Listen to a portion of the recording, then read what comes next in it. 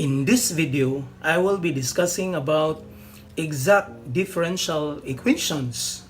So what are exact differential equations? The first order differential equation in the form of m of x and y dx plus n of x and y dy, which is equal to 0, is said to be exact if the partial derivative of this m of x and y with respect to y is equal to the partial derivative of n of x and y with respect to x. Now take note that we are taking the partial derivative of this m not with respect to x but with respect to y, because that is the most common error by the students. And also take note that we are taking the partial derivative of n of x and y with respect to x and not with respect to y. And if their partial derivatives are equal, meaning the partial derivative of m with respect to y and the partial derivative of n with respect to x are equal, then the given differential equation is an exact differential equation. And this is what we refer to as the test for exactness. So if this one is satisfied, then the given differential equation is an exact differential equation. So the next question, how do we find the general solution of that exact differential equation? The general solution, big F, of an exact differential equation can be obtained from either of these two equations. So our solution is obtained when we partially integrate this m with respect to x. And remember that the answer are functions that are in terms of x and y plus purely a function of y alone.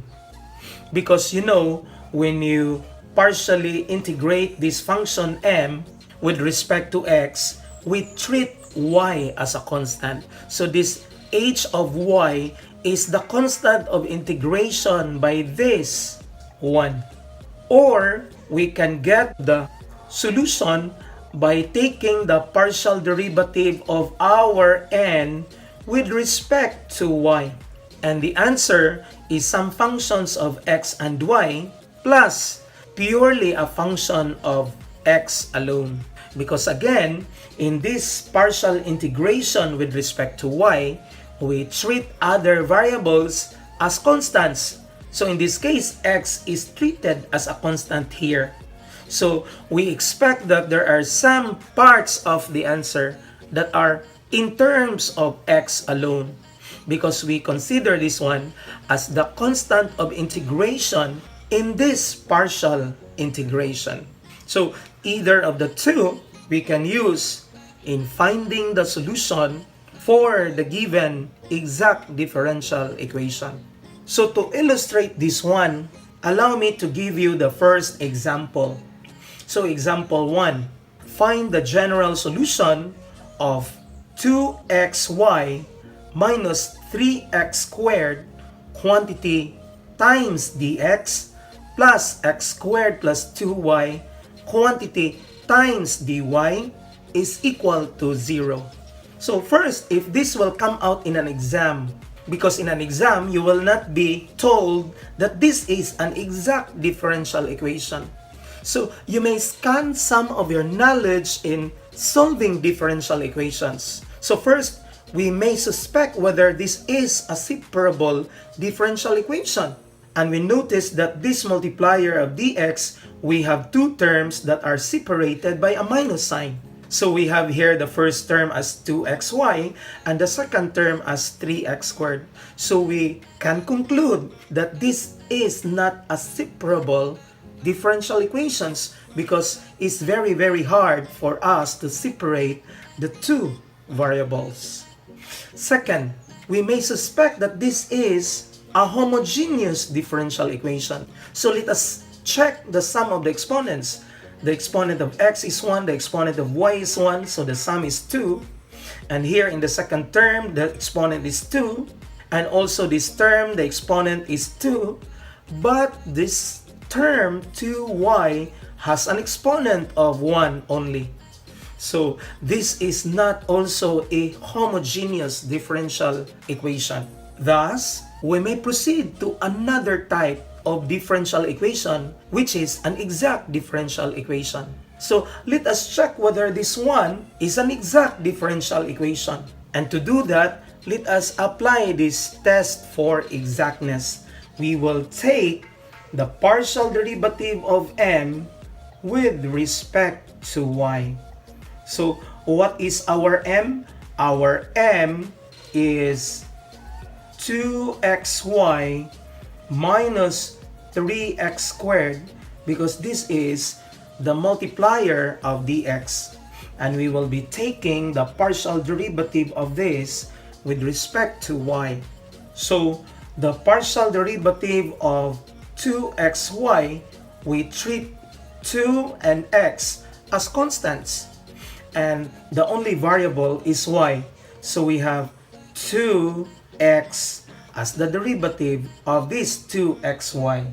And this 3x squared term is treated also as a constant because we will be taking the partial derivative of the term with respect to y. So x squared and 3 are treated as a constant, and we know that the derivative of a constant is 0. So the partial derivative of this binomial with respect to y is only 2x.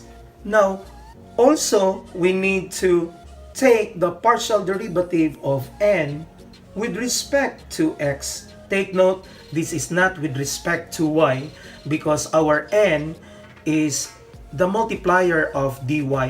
But we will not be taking the partial derivative of this with respect to y, rather with respect to x. So we have the partial derivative of our n, which is x squared plus 2y with respect to x. And the partial derivative of this, x squared, is 2x. But this 2y is treated as a constant because y is a variable other than x. So we treat 2y as a constant. And we know again that the derivative of a constant is 0. So the partial derivative of this binomial with respect to x is only 2x. So we say that since the partial derivative of m with respect to y is the same as the partial derivative of n with respect to x, which you can check it here that they are just equal, then we conclude that this differential equation is an exact differential equation. So now that we know that this is an exact differential equation, we will proceed to the finding of its general solution. So how do we find its general solution? We will use these equations here. So the solution is obtained by using these equations here. That our solution big F is obtained by taking the partial derivative of our m of x and y with respect partially to x. And the answer of this integration is some functions which are in terms of x and y plus the constant of integration, some function h of y, because y in this integration is treated as a constant. So what is now our m? Our m is 2xy minus 3x squared, and we will be integrating this one partially with respect to x. So the answer to this is to apply the property of integrals, that we can separate this one, the integral of 2xy with respect partially to x minus the integral of 3x squared with respect partially to x. And this is added to this function h of y alone. So our f is this one. Now remember, this is an integration with respect to x partially. So we treat 2 and y as a constant. So 2y times the integral of x with respect to x. And also 3 as a constant here, this one, times the integral of x squared partially with respect to x, plus the constant of integration h of y. So we have the solution big F as 2y times the integral of x, which is x squared over 2 by the power rule, minus 3 times x cubed over 3 also by the power rule, plus the h of y plus the constant of integration c. So our f is equal to x squared y, because the 2 here and this 2 in the denominator will cancel each other. And also the 3 here with this 3 in this denominator will cancel each other also. Plus h of y plus the constant of integration c. And using the second equation, our solution big F is obtained by the integral of our n, which are in terms of x and y, partially with respect to y. And the answer, we expect that these are in terms of x and y, and some function that is in terms of x alone. So it's a function purely in terms of x. So we have our solution big F is the integral of our n, which is x squared plus 2y with respect partially to y. So integrating this binomial, you may apply the properties of integral, which is the integral of x squared with respect partially to y plus the integral of 2y with respect partially to y plus the g of x, which is a function of purely in terms of x.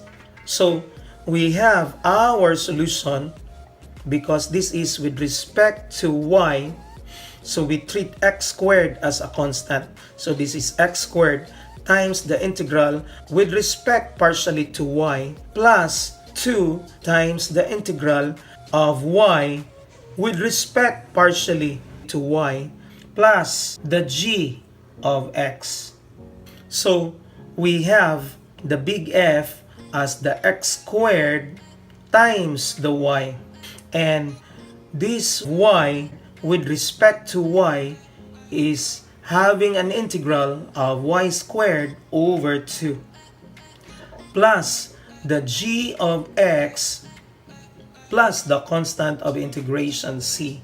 So we have big F, which is equal to x squared y plus y squared plus the g of x plus the constant of integration c, because these 2 and these 2 here cancels each other. And because the solution can be obtained either of the two equations, so any of these two equations can be a solution to the given exact differential equation. So since they are just equal, we can equate them. So we have this solution, which is x squared y minus x cubed plus the h of y plus c is equal to this equation, which is x squared y plus y squared plus g of x plus c. So with this equation, we can determine our values of h of y and g of x. So we can cancel this one here because they are just the same. And comparing the left side of the equation to the right side of this equation, we say that our h of y is equal to y squared because this is the only term here that is purely in terms of y. So our h of y is equal to y squared. And also comparing the remaining expressions here at the right to the remaining expressions at the left of this equation, we say that g of x is equal to this negative x cubed because that is the only term that is in terms of x. So our g of x by comparison is the negative x cubed. Hence, our solution to this problem is the u of x and y, which are this x squared y plus our h of y, which is y squared. We have this one. And added to our g of x, which is minus x cubed. And this is equated to the constant of integration c. So this is now our solution to the given exact differential equation. Now let's proceed to our second example. Determine the general solution of this differential equation. So if this will come out in a test, again you will not be told what type of differential equation is that. So you may recall your previous knowledge of the different types of differential equation. And the basic one is the separable differential equation. So you may ask this question whether this one is a separable differential equation. And as you can see that the multiplier of dx are sum and differences of x's and the y's. And also the multiplier of dy are sum and differences of x's and y. So therefore, this is impossibly a differential equation that is separable. So you may check whether this is a homogeneous differential equation. This term is having a degree of 2. This term is having a degree of 2. Also, this one is 2, but this minus 2 is having a degree of 0. So this is also not a homogeneous differential equation. Hence, we may ask the next question, whether this is an exact differential equation. So to check whether this is an exact differential equation, you may use the test for exactness. So the test for exactness is looking for the partial derivative of m with respect to y. And our m is 3x squared plus 4xy minus y squared minus 2. And taking partially with respect to y. So our partial derivative of this m with respect to y is equal to the partial derivative of 3x squared, which is 0, because with respect to y, x and 3 are considered constants. But this 4xy, 4 and x are treated like constants. So the only variable is y, and the derivative of y with respect to y is 1. So therefore, the partial derivative of 4xy with respect to y is 4x, because again 4 and x are treated like constants. Also, the partial derivative of minus y squared is minus 2y, and the partial derivative of minus 2 is 0.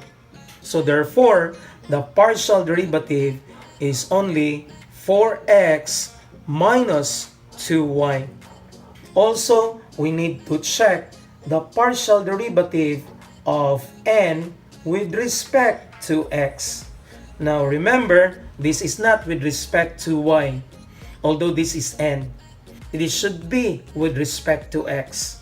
So, taking the partial derivative of n, which is 2x squared minus 2xy plus 3y squared plus 3 with respect to x is the partial derivative of n with respect to x is equal to 4x, because the partial derivative of 2x squared by the power rule with respect to x is 4x.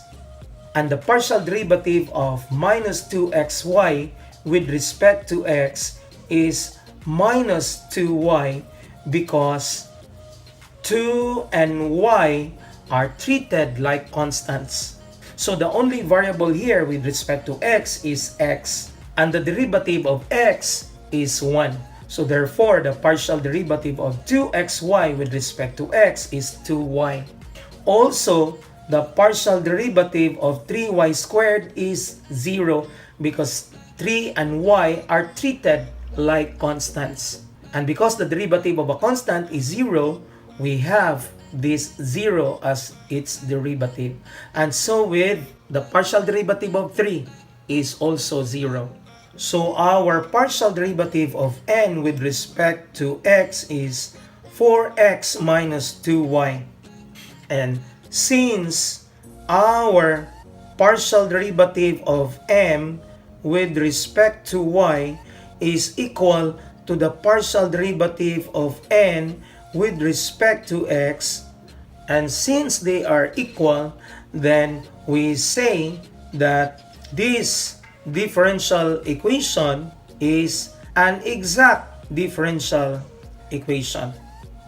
So, solving for its solution, our solution big F is the partial integral of our m, which is in terms of x and y, with respect to x partially is equal to some function in terms of x and y plus the purely in terms of y alone, because this integration is an integration with respect to x partially. So y is treated like constant here. So our m, we know that this is the 3x squared plus 4xy minus y squared minus 2. And we will be integrating this one partially with respect to x. So, solving for our big F, we have 3 times x cubed over 3, because the integral of x squared is x cubed over 3. And also, this is added to 4y times x squared over 2, because 4 and y are treated like constants. So the only variable here with respect to x is x, and the integral of x is x squared over 2. And also, the integral of y squared with respect to x is y squared x, because y squared is treated like constant. And also, the integral of minus 2 is minus 2x, and this is added to the function h of y. So, we have our big F as x cubed plus 2x squared y, because the factor of 2 in the 4 and the 2 here will cancel each other. So we have 2x squared y minus x y squared minus 2x plus the function h of y plus the constant of integration c.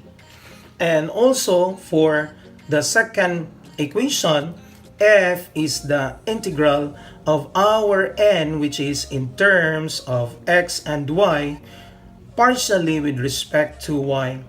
And the answer is some function in terms of x and y plus purely a function in terms of x alone. So our n here, we know that that is 2x squared minus 2xy plus 3y squared plus 3. And taking the integral of this with respect to y. So the answer is equal to 2x squared y because 2 and x are treated like constants. So the integral of this constant with respect to y is 2x squared y. And also we have minus 2x times y squared over 2 because these 2 and x are constants here.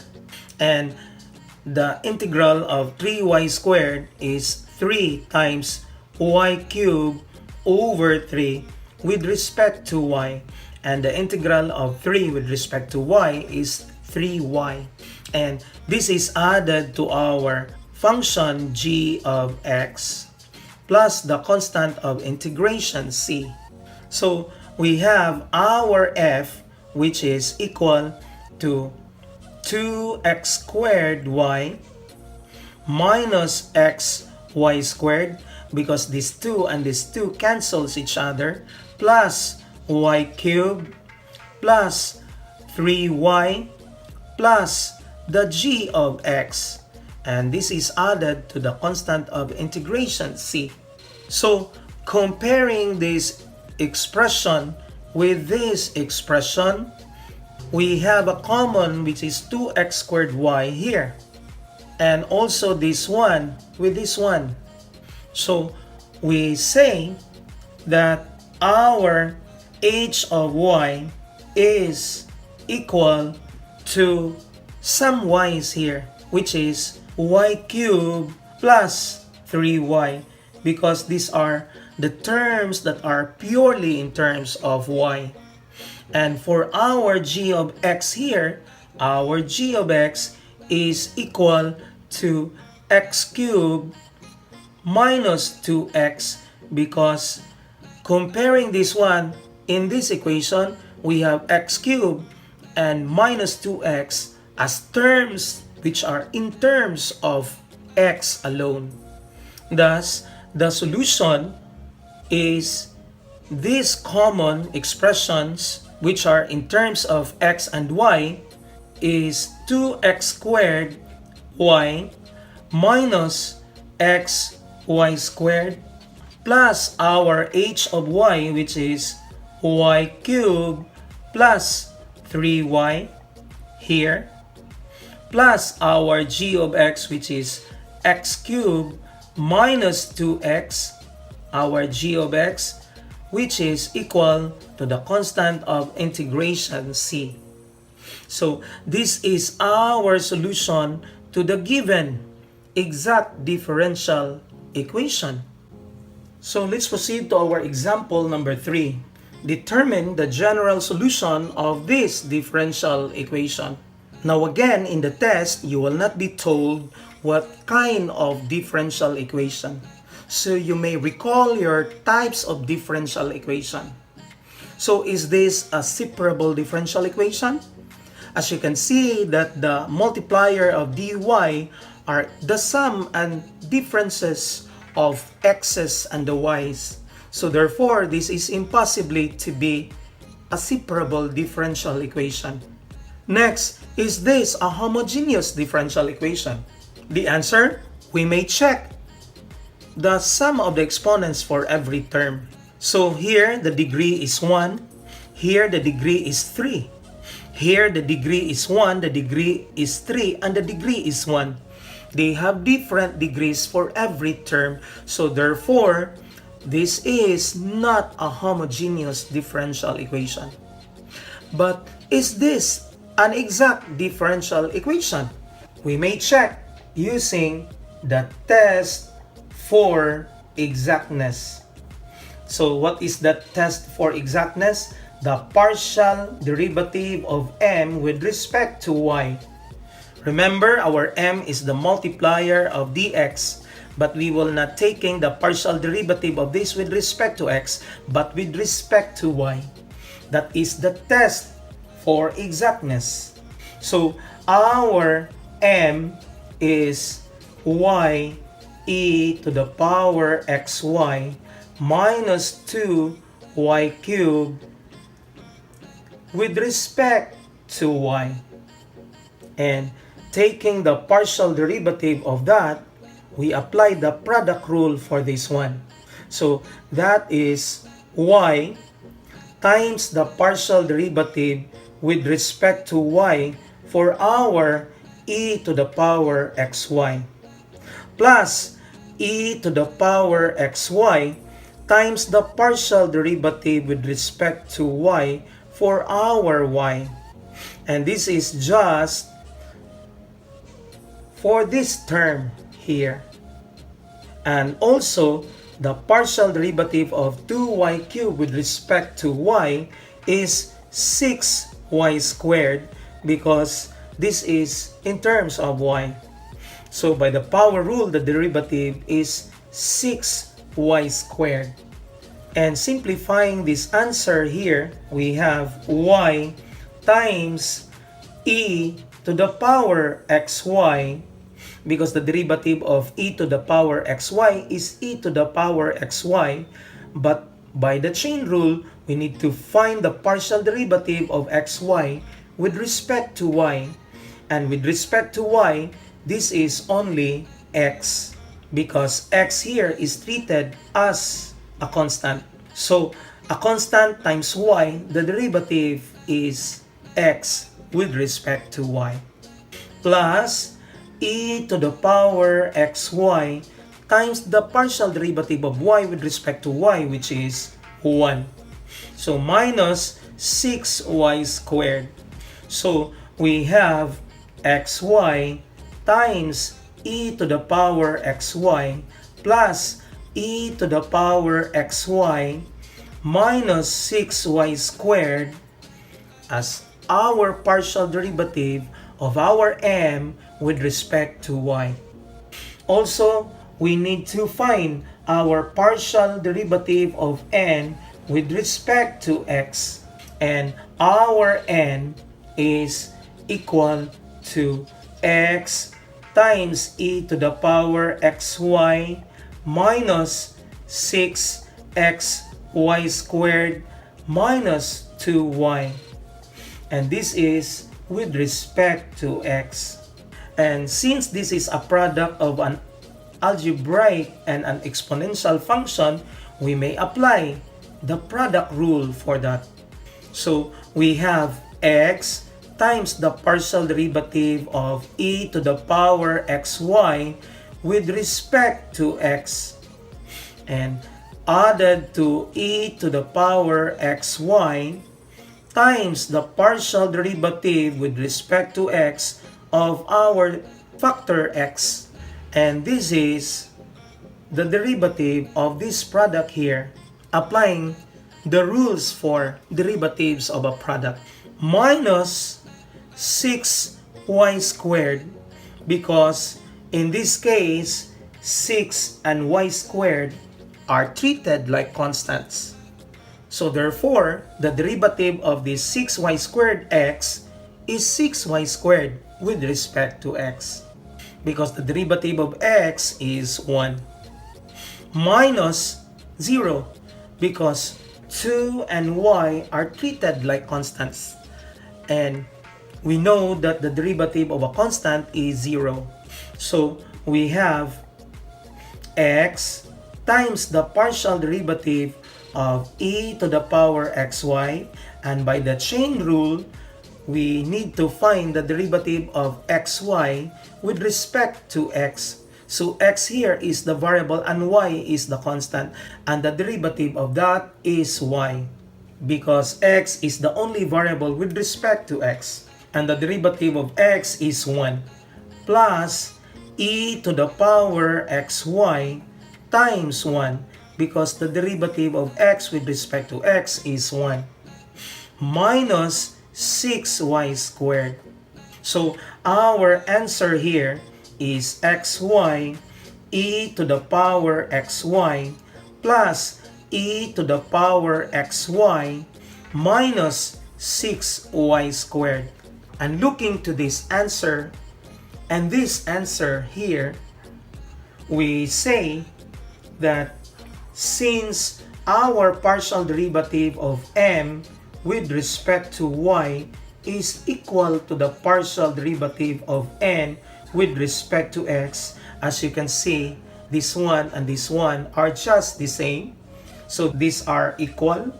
Then we say that this differential equation is an exact differential equation. So let's proceed to finding our solution big F, and this is obtained by taking the integral of our m of xy with respect partially to x. And the answer is some function in terms of xy plus the h of y function. And our m is equal to y e to the xy minus 2y cubed. And we will take the partial integration with respect to x. And taking the integral of this partially with respect to x, so we treat y as a constant. So we have y times the integral of e to the power xy partially with respect to x minus 2y cubed times the integral of partially with respect to x plus our function h of y. Now, if we let our v as xy, we know that the partial derivative of v with respect to x is y partially with respect to x, because we treat y here as a constant. So a constant times x, the derivative is the constant times 1 because the derivative of x is 1. So we have y partial x. But we don't have this y in our integrand here. We have only partial x. So we need to divide both sides of the equation by y. So this is equal to the partial of x. So by substitution, we have y times the integral of e to the power v times this partial x, which is this one here. So partial v over y. And remember, we just replace xy by its representation, which is v, minus 2y cubed times the integral of partial of x plus the function h of y. So factoring out this constant outside, we have y over y times the integral of e to the power v dv minus 2y cubed times the integral of partial of x plus h of y. So this is equal to 1 times the integral of e to the power v dv is e to the v minus 2y cubed, the integral of the differential partially to x is x. So this is x plus our function h of y plus the constant of integration c. So we have e to the power v, but our v is xy, minus 2xy cubed plus the h of y plus the constant of integration c. And also finding our f by taking the partial integral of our n of xy with respect to y, and this is equal to the integral of our n, which is this one here. So this is the partial integral of x times e to the power xy minus 6x y squared minus 2y partially with respect to y plus the function g of x. So applying the properties of the integral, we have the integral of x e to the power xy partially with respect to y minus the integral of 6x y squared partially with respect to y minus the integral of 2y partially with respect to y plus g of x. So with respect to y, x is treated like constant. So x times the integral of e to the power xy with respect to y minus 6x times the integral of y squared with respect partially to y, because 6 and x are treated like constants, minus 2 times the integral of y partially with respect to y plus g of x there. So if you let your t be this exponent xy here, if you get the partial derivative of this t, this is equal to x partial y. Why? Because we treat x as a constant and the partial derivative of y with respect to y is 1. So x times 1 is x. But we don't have this x in our integrand here, only partial y. So we divide both sides of the equation by x. And this is the value of our partial y. So by substitution, we have x times the integral of e to the power t times our partial y, which is this one here. So this is partial of t over x. And remember, we replace xy by its equivalent representation, which is t. Minus 6x times the integral of y squared in terms of y is y cubed over 3. Minus 2 times y squared over 2 plus the g of x plus the constant of integration c.